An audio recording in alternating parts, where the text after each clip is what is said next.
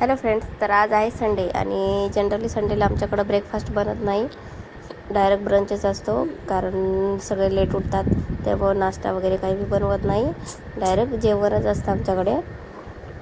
पण आज मला सकाळी उठल्यावर भूक लागल्यासारखी झाली, तर म्हणून म्हटलं चला आज खूप दिवसांनी काही उपमा, तर खूपच दिवस झालं खाल्ला नव्हता, तर म्हणून म्हटलं छान असा आज उपमा बनवून घेऊया. आणि मला उपमा इतका जास्त आवडतो ना, खूप आवडतो पहिल्यापासून, पण खूप दिवस झालं का काय माहिती आठवलाच नाही. आणि नाश्त्याला काही बनत नसल्यामुळं, म्हणजे संडेला, त्यामुळं राहून गेला. तर नाश्ता आणि उपमा बनवण्यासाठी मुलांना तर कमी तिखट लागते आणि मला आणि यांना तर छान असं तिखट पाहिजे. त्यासाठी मग मी काय केलं, पहिल्याच हिरव्या मिरच्या म्हणजे अशा थोड्याशा तळून घेतल्या, जेणेकरून नंतर तोंडी लावून आपल्याला खाता येतील. तर त्यानंतर मग अगोदर मी सगळ्यात पहिले मिरच्या छान अशा तळून घेतल्या खरपूस, आणि त्यानंतर शेंगदाणे देखील तळून घेतले. शेंगदाणे तळून घेतल्यावर छान असे क्रंची होतात, त्यासाठी मग मी याला तेलातमध्ये मस्तपैकी तळून घेतले. आणि नंतर टाकले जिरी मोहरीची फोडणी, आणि त्यानंतर एकदम बारीक बारीक चॉप केलेला कांदा, आणि त्यासोबत 1-2 मिरच्या टाकल्यात, जेणेकरून थोडासा तिखटपणा येईल, जास्त नाही येणार, मुलंही खाऊ शकतील. त्यामुळे अगदी 2च मिरच्या मी इथं कापून टाकल्यात. आणि कांदा थोडासा सॉफ्ट झाला की त्यानंतर आपण यामध्ये ॲड करणार आहोत टोमॅटो.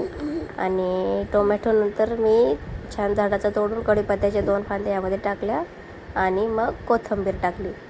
तर छान असं सगळ्यांना सॉफ्ट होऊ द्यायचं आहे, मस्त एकजीव करून छान सगळं आपलं परतलं.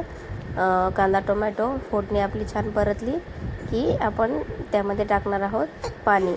आणि छान असं पाणी टाकल्यानंतर हे पहा, मस्त अशी उकळी आली. उकळी आल्यानंतर छान जो आपला भाजून ठेवलेला रवा आहे, रवा अगदी जास्त जसं आपण शिऱ्याला भाजतो तसं नाही भाजायचं आहे, एकदम नॉर्मल थोडासा असा भाजला. आणि त्यानंतर मी याच्यावरती झाकण ठेवलं आहे.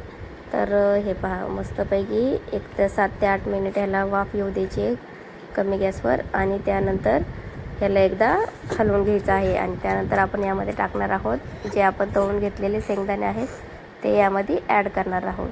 तर हे पहा, छान असा आपला उपमा अजून एक वाफ काढली की रेडी होणार आहे. तर शेंगदाणे टाकून मी याला छान असं मिक्स केलं आहे. आणि फक्त अगदी आता 2च मिनटं ह्याला परत एकदा वाफेवर झाकून ठेवायचं आहे, आणि आपला उपमा रेडी आहे. चला बाय, भेटूया उद्या.